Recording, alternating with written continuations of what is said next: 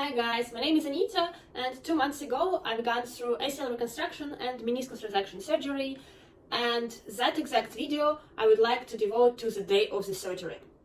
In fact, I would have been really grateful if I had made this video before the surgery, because on the day before the surgery, when I was in hospital, I was very nervous.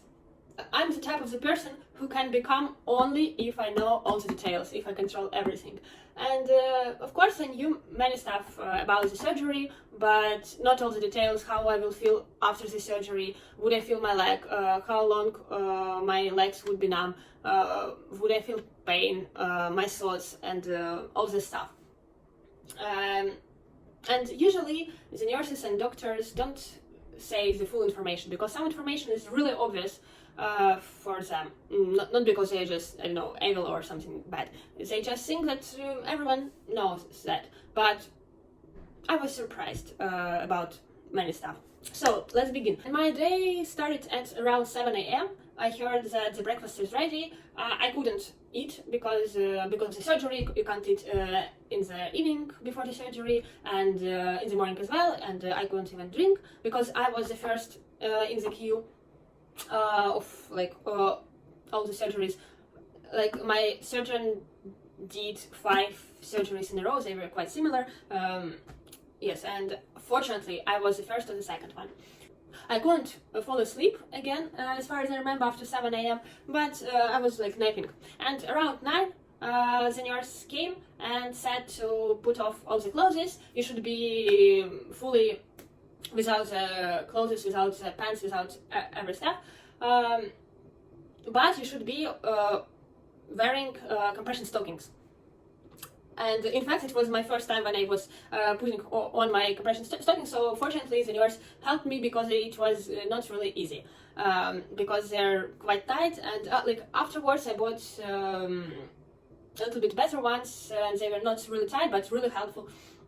So she put the stockings on, she put the blanket on me, and before I was nervous, but after she put a blanket and she put my bed out of the room, like there were 2 nurses from both of the sides, I told myself, Anita, you should be calm.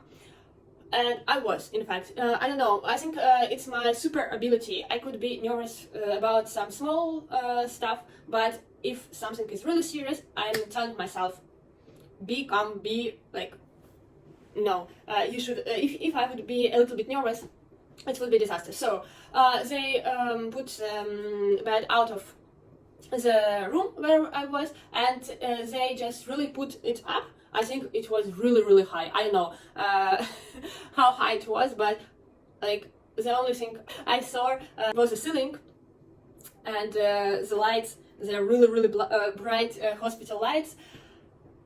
Yes, and some noise, because the floor where I was, where my room was not the floor of the operating room. So I think we went to the first elevator, then to the second elevator, and then there were some queues in one elevator. So we, like, I don't know how long it was, but it was like all my life through the ceiling. And finally I was in the operating room, and there were also some nurses over there who were present during the operation, and 2 surgeons, one the main one with whom I had an appointment, and who said to me that I need the surgery if I want to continue doing sports on quite high level, and the second, his assistant, and also anesthesiologist.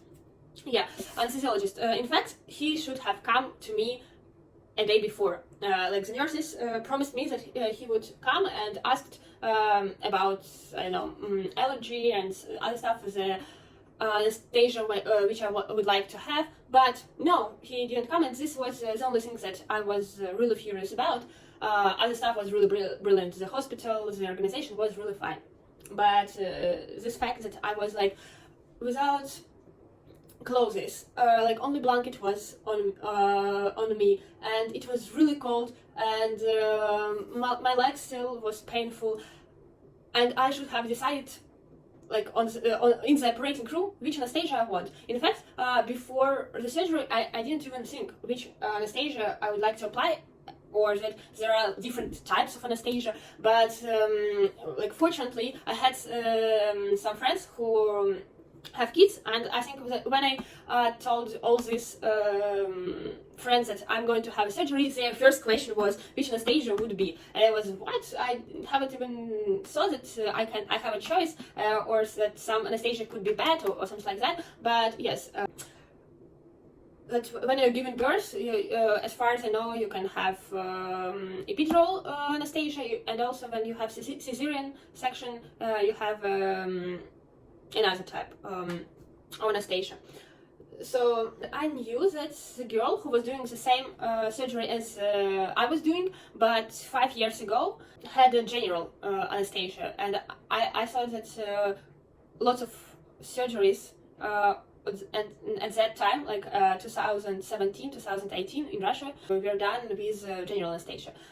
And I don't know, for me, I think it would be much better. Of course, you feel not very good afterwards, but probably you feel as if you're like took some drugs or something like that. I don't know, if it's not harmful for the whole of your life afterwards, I would better apply general anesthesia. But yes, I'm lying on this on this bed without clothes. I'm very cold, and the anesthesiologist came, and they're usually such funny guys, you know, they just make jokes and other stuff, but in fact they're the most important ones, because if they put anesthesia on the wrong place, or like would put more anesthesia than it's necessary, yeah, it could have some circumstances, not very good ones, so like even sometimes bigger than the circumstances after the surgery itself. So yes, I was lying, and the anesthesiologist came and asked some questions about allergy. I had an allergy for plants, and it's quite serious one, because I couldn't breathe normally when it's spring, at least in Russia and in similar countries. And he gave me the paper so I could sign, and I thought, what I'm signing for? I don't know. Like, oh, you will be under epidural anesthesia. It's a common one, it should be nice. In fact, I didn't really want something being injected in my back, because it was not very pleasant, and moreover, I didn't know how it feels not to feel your legs. In fact, it's when you, I know, see people who can't move their legs, it's really shocking and surprising, and for me to be on their place was like, I know, not possible. I don't know, I could not imagine how it would be.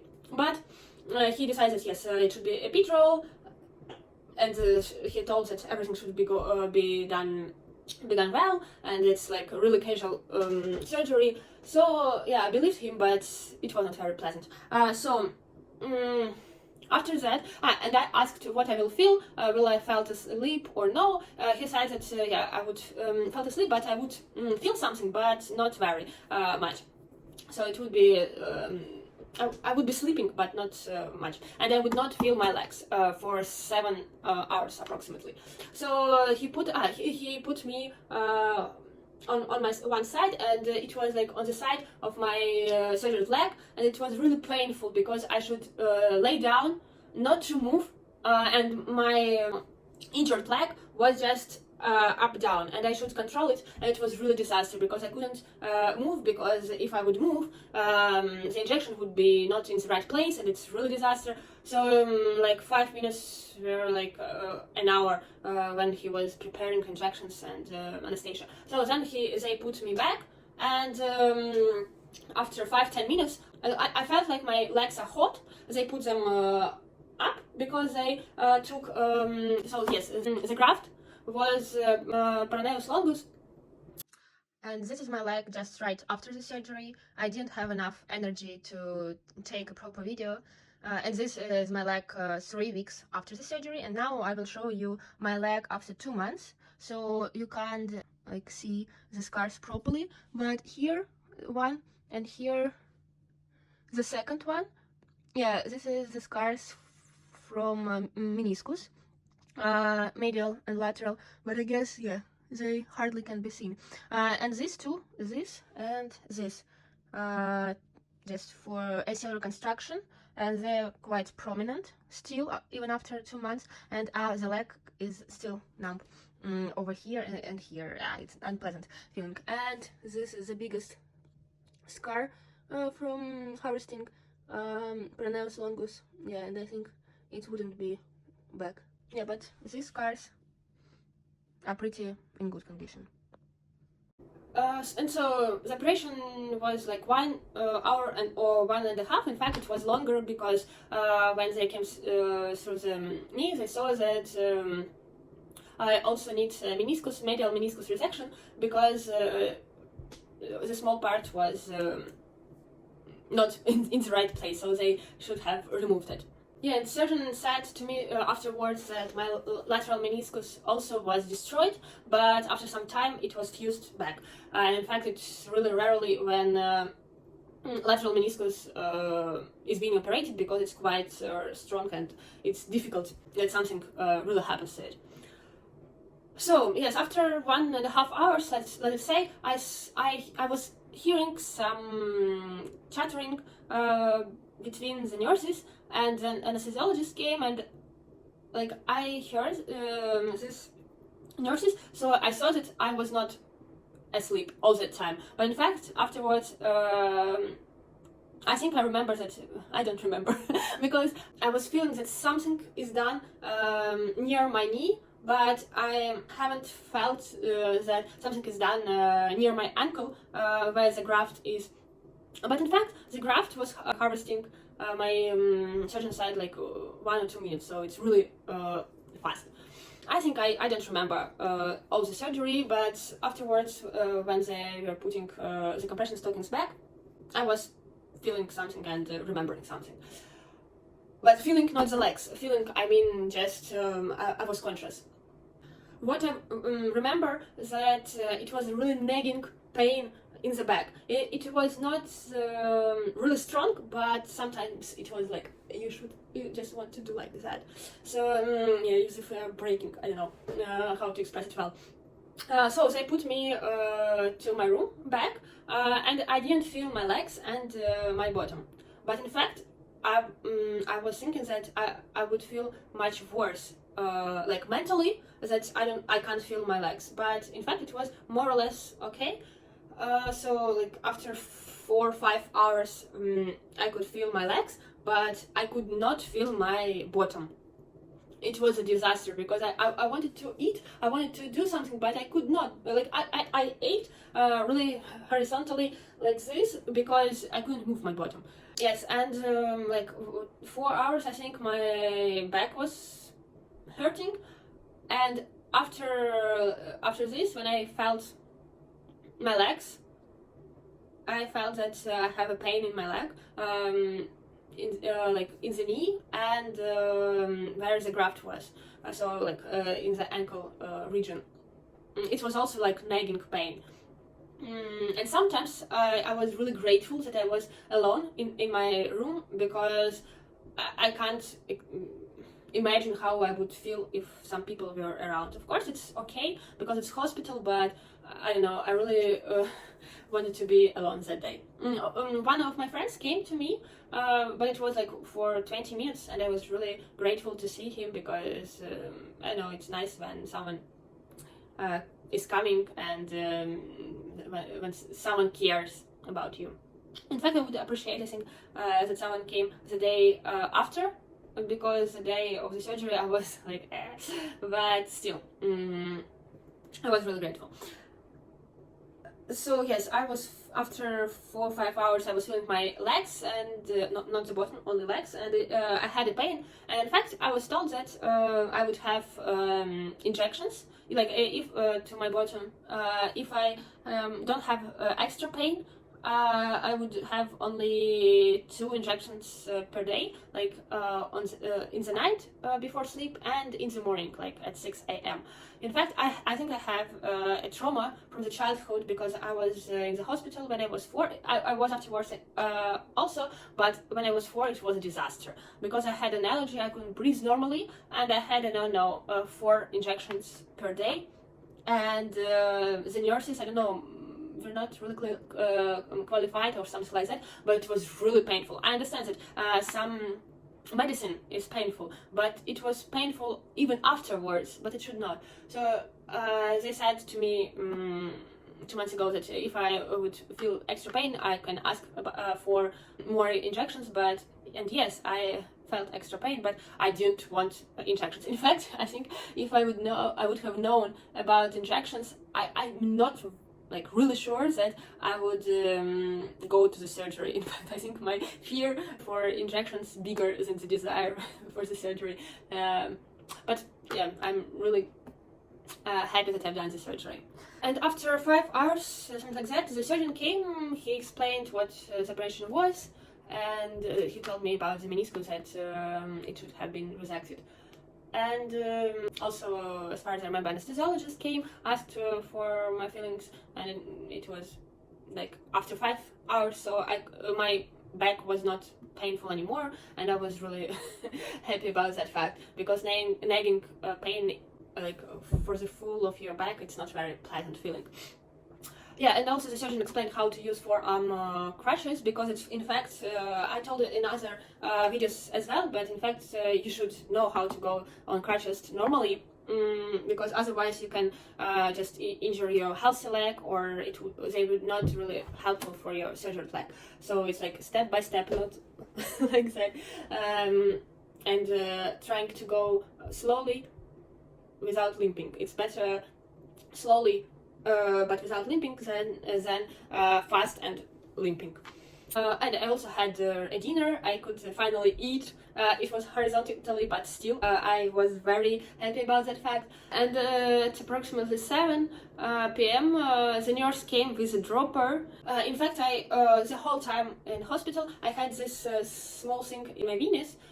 I don't remember how it's called even in Russian on the spot, so it would be easily to put the dropper inside. And in fact, it was really shocking and unpleasant to have this thing always at that place, because you can't really wash your face with it, you can't like do anything. It's always hurting. It's not really hurts, but still it's unpleasant, some stuff in your body.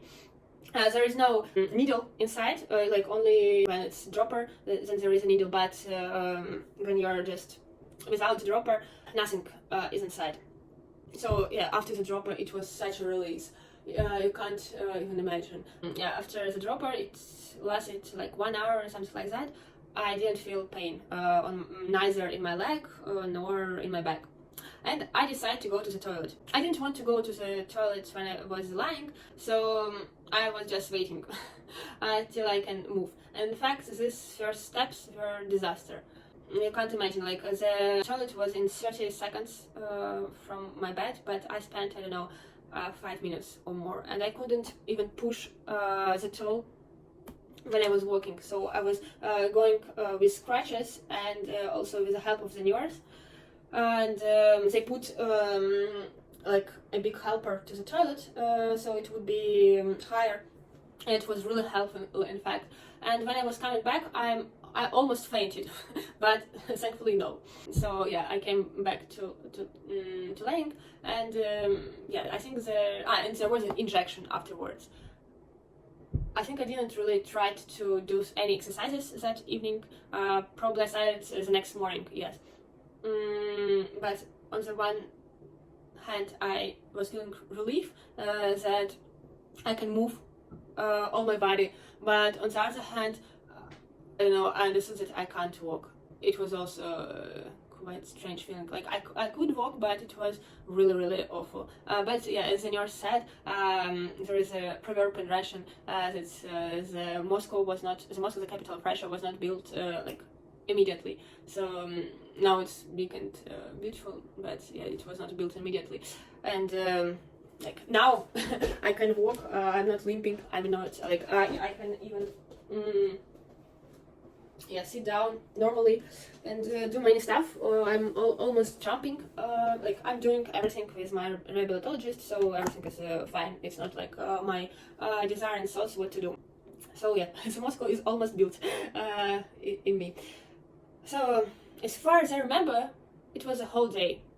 probably and I want to tell you one more thing, and that I was really grateful that I didn't watch such videos before the surgery. After the surgery, when I was looking for the videos for some maybe inspiration or what people haven't said before about ACL surgery, because it's quite popular surgery, I came across videos that someone has fear that he or she would be operated the wrong leg. So they just if their doctor would forget which leg should be operated, and they will operate the wrong leg. In fact, it wouldn't happen because they are just looking inside your leg. But of course, if they would confuse the legs, there would be some scars after that. Yeah, funny, not funny.